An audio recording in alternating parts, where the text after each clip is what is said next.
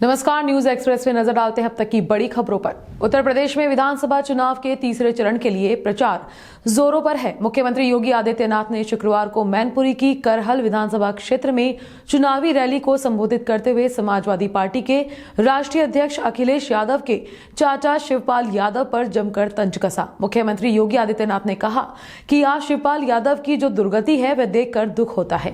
बेचारा शिवपाल जो प्रदेश का नेता था, कल उसको बैठने के लिए कुर्सी भी नहीं मिली।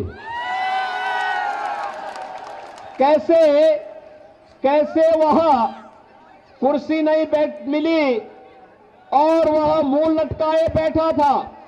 क्या दुर्गति थी उसकी। और वह दुर्गति देखते हुए मुझे तो कल बड़ा लग रहा था कि कहां ये प्रदेश भर में घूमता था, हजारों लोग उनके साथ जाते थे।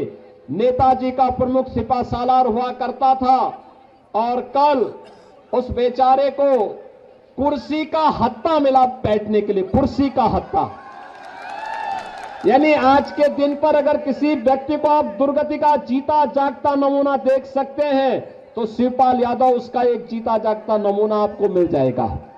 भाजपा प्रदेश अध्यक्ष स्वतंत्र देव सिंह ने आज बांदा के बबेरू के पशु बाजार मंडी मैदान में भाजपा प्रत्याशी अजय पटेल के पक्ष में एक चुनावी जनसभा को संबोधित किया। इस दौरान स्वतंत्र देव सिंह ने विपक्षी दलों पर जमकर हमला बोला। साथ ही भाजपा सरकार की तमाम योजनाओं का बखान करते हुए लोगों से बीजेपी प्रत्याशी को जिताने की अपील की। भाजपा प्रदेश अध्यक्ष स्वतंत्र देव सिंह समाजवादी पार्टी और बसपा पर जमकर बोले। आज एक मतदान के कारण आदरणीय नरेंद्र मोदी प्रधानमंत्री बनते हैं और एक झटके में 370 धारा 35 से समाप्त होता है। मित्रों, आज कश्मीर के अंदर सेना के ऊपर पत्थर नहीं चलते हैं, अब फूल वर्षा होती है। मित्रों, एक झटके में 3 तलाक समाप्त होता है। मित्रों, और मुस्लिम महिलाओं को भी सम्मान मिलता है। हम भेदभाव नहीं करते हैं, 2 सब आवाज देते हैं। जब मुस्लिम बस्ती में भी आवाज जाता है, हिंदू बस्ती में आवाज जाता है। मित्रों, और सपा बसपा के भेदभाव करते हैं। अखिलेश यादव कह मैं आ रहा हूं, क्या करने आ रहे हैं? राम मंदिर के निर्माण को रोकने आ रहे हैं। सरदार पटेल की मूर्ति को उखाड़कर झिल्ला की मूर्ति लगवाने आ रहे हैं। बाबा भीमराव अम्बेडकर, पूज्य बाबा भीमराव अम्बेडकर का अपमान करने आ रहे हैं। क्या करने आ रहे हैं? आज आदरणीय मोदी जी ने पूज्य बाबा भीमराव अम्बेडकर के पंच तीर्थ घोषित किया और दलित बेटे कैसे सम्मान पाए। मित्रों, 10 लाख से लेकर 1 करोड़ तक बिना गारंटी का लोन दिया कि अपने पैरों पर दलित खड़ा हो जाए।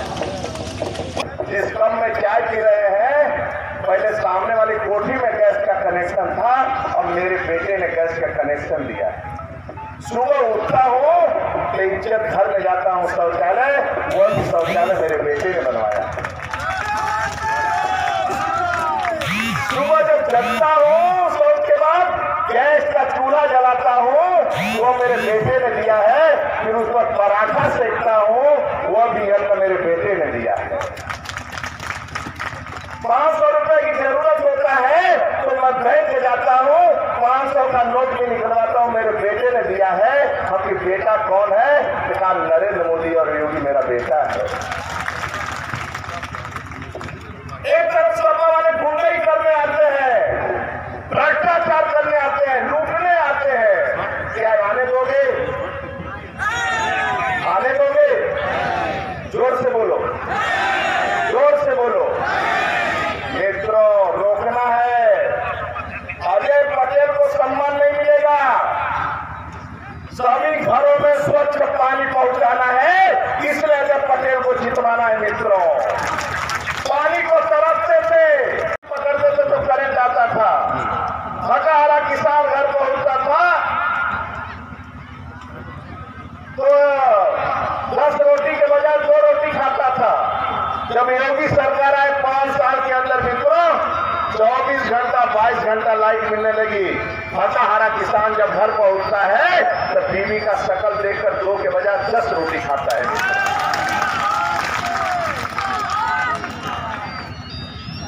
इस राज्य के अंदर मित्रों 24 घंटा लाइट ईद पर मिलती थी, बकरीद पर मिलती थी, लेकिन नवरात्र पर नहीं मिलता था, राम रात पर को नहीं मिलता था, उल्टा डीजे पर प्रतिबंध लगता था, कांवड़ यात्रियों पर प्रतिबंध लगता था। योगी सरकार आने के बाद ईद पर भी 24 घंटा लाइट, बकरीद पर भी 24 घंटा लाइट, लेकिन नवरात्रि और कांवड़ यात्रा पर सरकारी हेलीकॉप्टर से पुष्पों वर्षा कोई करवाए तो आज नरेंद्र मोदी ने करवाया, योगी जी ने करवाया। आज मित्रों, आज के डेट में सिंगापुर प्रगतिशाली देश है, 5 लोग एक साथ बैठ नहीं सकते हैं, रिपोर्टर हो जाता है, क्योंकि इतना महामारी है कोरोना का। लेकिन इस देश को 1.25 करोड़ देशवासियों को मोदी ने बचा लिया मित्रों, माननीय मोदी जी ने बचा लिया और देश बच गया। तीसरे चरण के आखिरी दिन आज AIMIM चीफ असदुद्दीन ओवैसी और बाबू सिंह कुशवाहा ने महोबा पहुंचकर जनाधिकार पार्टी के प्रत्याशियों के समर्थन में मतदान करने की अपील की। इस दौरान उन्होंने भाजपा और सपा पर निशाना साधते हुए कहा कि अब न सिर्फ अल्पसंख्यक मुसलमान बल्कि सभी लोगों को मिलकर अखिलेश योगी मोदी को तलाक तलाक तलाक देना चाहिए। भर कर आया है और बुंदेलखंड में जो नाइंसाफी हो रही है, और मुझे लगता है कि एक अलहदा प्रदेश का मुतालबा बहुत जल्द उठने वाला है। और ये ना बीजेपी ने कोई विकास किया बल्कि बुंदेलखंड को यतीम और लाचार बनाकर छोड़ दिया गया। सौतेला सलूक सपा ने भी किया। अब यहाँ की जनता के दिलों में गुस्सा है कि अब वो समझ रहे हैं कि अब जब तक हम अलहदा प्रदेश के नहीं लड़ेंगे बुंदेलखंड से इंसाफ नहीं होगा। सर, हमेशा ही मुसलमान याद आता है बीजेपी को, अब बुर्का याद आ रहा है, कभी हिजाब याद आ रहा है। इसीलिए हम कह रहे हैं कि अब ना सिर्फ अल्पसंख्यक सा मुसलमान बल्कि सबको मिलकर अखिलेश और योगी मोदी को तलाक तलाक तलाक देना है। चलिए तब हो गया। बांदा में सत्ता और काले कोट के दुरुपयोग का मामला सामने आया है। बांदा शहर के अलीगंज मोहल्ले में रहने वाले एक परिवार का राजस्थान में भाजपा के संगठन मंत्री ने जीना हराम कर दिया है। उसने सत्ता पक्ष और पद का दुरुपयोग करते हुए विधवा महिला, उसकी बहू और बेटों पर तमाम फर्जी मुकदमे दर्ज करा दिए हैं। यहां तक कि महिलाओं व बेटों को डकैत बना दिया है। एक बेटे को गांजा तस्कर बना दिया है तथा दूसरे को छेड़खानी के मुकदमे में फंसा दिया है, जिससे परेशान होकर महिला ने आत्महत्या करने की चेतावनी दे डाली है। राजस्थान के संगठन मंत्री चंद्रशेखर तिवारी द्वारा सत्ता का दुरुपयोग का आरोप लगाया गया है। क्या नाम है आपका? मेरा नाम मनीषा त्रिपाठी है, मैं अलीगंज की रहने वाली हूँ। क्या समस्या है, क्यों आई हैं? लोकेश त्रिपाठी जो पेशे से अधिवक्ता हैं, उन्होंने मेरे परिवार का जीना हराम कर रखा है। उनके जो मौसी के लड़के हैं चंद्रशेखर त्रिपाठी, जो राजस्थान में संगठन मंत्री हैं, उनके दबाव बस मेरी कहीं पे कोई सुनवाई नहीं हो रही है। 1.5 साल हो गए। अभी क्या हालत है? अभी ये हालत है कि मेरे पति को झूठे गांजे के केस में जेल में बंद कर रखा है। और क्या क्या करते हैं? जिससे उनका कोई लेना देना नहीं है, ना ही उनके पास में कोई माल बरामद हुआ है, ना कुछ हुआ है। 1 साल पहले वो गांजा पकड़ा गया था और आज मेरे पति को 28 जनवरी को उन्होंने पूरी पुलिस बल लेके घर को घेर रखा था और उठा ले गए। लड़ाई किस बात की है, क्या है? मेरी जमीन और मेरा घर हड़पना चाहते हैं ये लोग। लोकेश त्रिपाठी कह रहे हैं कि ये मेरा घर है, मेरी जमीन है, छोड़ के चले जाओ, ये मुझे दे दो, आत्महत्या कर लो, कुछ भी करो, मैं तुम्हारी जमीन छीन के रहूंगा, घर छीन के रहूंगा। अब बड़े भाई को कर दिया है बंद, अब छोटे के लिए धमकी दे रहे हैं। मेरे छोटा देवर जो है वो रोडवेज में है, तो उनकी नौकरी लेने का आए दिन धमकी दी जाती है कि तुम्हारी नौकरी ले ली जाएगी, नहीं तो छोड़ के चले जाओ, हमें सब कुछ चाहिए। चंद्रशेखर जी के दबाव के बल हमारा कहीं कोई सुनवाई नहीं हो रही है। 1.5 साल से हम चक्कर लगा लगा के थक गए हैं भैया। चंद्रशेखर जी कौन है? ये लोकेश त्रिपाठी की मौसी के लड़के हैं। किस पद में है? ये RSS में है, संगठन में, राजस्थान में है। ये संगठन मंत्री हैं, यही महुआ के रहने वाले हैं। इनके दबाव बस कहीं सुनवाई नहीं होती है। लोकेश त्रिपाठी आए दिन हमारे ऊपर मुकदमे अपनी बीवी से लगवाते हैं, मारपीट लगवाते हैं, डकैती लगवाते हैं, छेड़छाड़ लगवाते हैं, लूटपाट लगवाते हैं। डकैती भी लगी हुई? किसके ऊपर डकैती लगी? डकैती हम सारी महिलाओं के ऊपर डकैती लगा के रखी है। इनको देखिए आप, ये डकैती डालने जाएंगे उनके घर में। किस तरह से परेशान कर रखा है? ये जमीन थी, बाबा लोगों ने, सबके 5 भाई थे ये लोग। अब जो आगे है वो भी हम इनकी है, पीछे गेट के अंदर वाली उनकी है, लेकिन कह रहे हैं हाँ ये भी हमको चाहिए। वहीं पे आके जाके सारा कूड़ा डालना, गोबर डालना और वीडियो बनाना हम लोगों की, ये सब नाजायज काम करा जा रहा है। हमें सही बहुत परेशान है, हमारे ऊपर कुछ बहुत दिक्कत है। आप ही लोग कर मुकदमे सकते हैं, वगैरह जो किस कुछ है। तरह के हैं? जी, मुकदमे वगैरह किस तरह के हैं? मुकदमे यही है कि कूद के आया है तो गाली गलौज किया है, बंदूक दिखाया है और डकैती, हम लोगों को लेडीजों को देख के नाचती, मतलब बहुत ज्यादा हद हो गई। अब हमें कार्रवाई चाहिए, नहीं हम लोग अब बिल्कुल कल से बैठ ही जाएंगे। क्या नाम है आपका? मेरा प्रमिला त्रिपाठी। जालौन के माधोगढ़ में स्थित स्वर्गीय बहादुर सिंह महाविद्यालय में समाजवादी पार्टी के राष्ट्रीय अध्यक्ष अखिलेश यादव एवं पूर्व मुख्यमंत्री ने जनसभा को संबोधित किया और कहा कि उद्योगपति सारा पैसा लेकर भाग गए, वो गुजरात के हैं। उन्होंने कहा कि अगर हमारी सरकार बनती है तो हम लैपटॉप देंगे, सोलर बिजली भी देंगे। योगी तिजोरी भरने का काम अगर कोई कर रहा है तो भारतीय जनता पार्टी के लोग कर रहे हैं। इनके भाषण सुने आपने? अगर कोई भारतीय जनता पार्टी ने, और वो ऐसी सरकार है जिन्होंने किसानों की जान ले ली और आरएलडी में तीसरे चौथे के बाद पीछे नहीं मुड़ रहे हम लोगों को। तीसरे जब तक 7वें चरण पर चुनाव जाएगा आप नहीं महसूस करते हो। ये परिवार वाले नौजवान हैं यहाँ, बताओ नौजवानों रोजगारी की मार को महसूस कर रहे हो कि नहीं? पढ़ने का काम समाजवादी सरकार में होगा जिससे नौजवानों का भविष्य बन जाए। मुझे याद है 2008 के अहमदाबाद सीरियल धमाके पर फैसला आ गया है। विशेष अदालत ने 38 दोषियों को फांसी की सजा सुनाई है, जबकि 11 को उम्र कैद हो गई है। सीरियल ब्लास्ट मामले में कोर्ट ने 49 अभियुक्तों को दोषी माना था। अहमदाबाद में 26 जुलाई 2008 को ये सिलसिलेवार बम धमाके हुए थे और 70 मिनट के अंदर 56 लोगों की मौत हो गई थी। इन धमाकों में 200 से अधिक लोग घायल हो गए थे। अदालत में 13 साल से भी ज्यादा समय तक ये मामला चला। बरेली की एक महिला की मुलाकात टिकटॉक के जरिए 2 साल पहले देहरादून की रहने वाली एक महिला से हुई। दोनों की दोस्ती इतनी बढ़ गई कि घर की दहलीज तक जा पहुंची और उस महिला ने घर में इंटरफेयर शुरू कर दिया और पति से तलाक हो गया। फिर उसने मौत को गले लगा लिया। अपने 2 मासूम बच्चों को छोड़कर इस दुनिया से अलविदा कह दिया। मौत को गले लगाने से पहले उसने एक सुसाइड नोट भी लिखा और उसने कहा कि इसके लिए कोई भी जिम्मेदार नहीं है। क्या नाम है तुम्हारा? प्रियांशी। ये जो निधि थी वो कौन थी तुम्हारी? मम्मी थी। मम्मी थी। बेटा क्या हुआ था? एक लेडीज मिली थी टिकटॉक पर और 2 साल हो गए। ठीक है, फिर उसके बाद में उसने खर्चा बहुत किया घर में। जब पापा वैसे थे, उन्हें पैसे कर ही नहीं पा रहे थे, उनका काम नहीं हो रहा था। उसके बाद में वो खर्चा करती गई और अपना एहसान जताती गई। फिर उनने तलाक के लिए मम्मी को बहुत भड़काया। तो अप्रैल में मम्मी का तलाक पूरा होने वाला था, तो फिर 1-2 महीना हो गया था। वो मम्मी को बहुत परेशान करती थी, फ़ोन पे लड़ती थी, ऐसे करती थी और तलाक से पहले ऐसा कुछ नहीं देखा। तो मम्मी ने स्ट्रेस में आके कल फांसी लगा ली। अच्छा, नाम क्या था उस महिला का पता है तुमको? अनीता शर्मा। अनीता शर्मा देहरादून रहने वाली। वो क्या कहती थी? आज रहने वाली थी?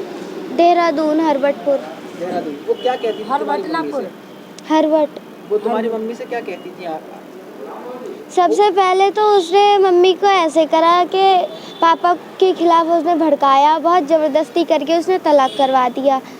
उसके बाद में उसने जब तलाक हो गया तो फिर वो मम्मी को परेशान करती, हर बात के पीछे, छोटी छोटी बात के पीछे परेशान करती थी, बुलाती थी। तलाक के बाद वो घर नहीं आई और तलाक नहीं हुआ था उससे पहले आती रहती थी। उससे पहले घर आती थी तुम्हारे? आती थी। तुम्हारी मम्मी और तो अभी कहाँ रहते उस समय में? करेली। अनुपम नगर, करेली। ठीक है। और इस मतलब गांव शादी कहाँ हुई है? शादी वहाँ हुई है सराय सावर। बदायूं। तो यहाँ कितने दिनों से रह रही हो? यहाँ हमें हो गया 2 साल हो जाएंगे 2 जुलाई को। वाली महिला थी वो तुम्हारे यहाँ बरेली में आती थी? अच्छा, रुक के भी जाती थी तुम्हारे घर? रुकती थी। 2 महीने रुक के गई, एक बार 1 महीने रुक के गई, एक बार 2 महीने।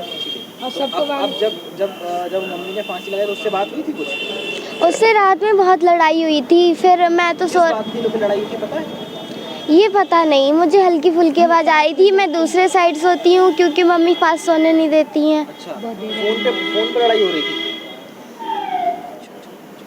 क्या नाम है आपका? मेरा चमेली देवी। आपकी कौन थी ये? मेरी निधि मेरी बेटी थी। क्यों फांसी लगा ली? क्या पर मैं तो यहाँ काम करती हूँ जहाँ पर रामपुर गार्डन में। कल मैंने बात करी, मेरी बेटी लली मेरे कपड़ा सिल दिए, मैं ब्लाउज लेकर आऊँगी तो कह रही मैं होली पे जाऊँगी अपने भैया घर में, मेरे भाई के घर पर, और मैं मम्मी अब आ जाइए तो मैं आज आन कोई। तो बाकी बताए लड़ाई भाई अनीता ने बहुत जीवन से मजबूर करो घर। अनीता कौन है? अनीता है देहरादून से आगे। क्या करती है? नाम बताओ लड़की। वो प्रॉपर्टी डीलर है।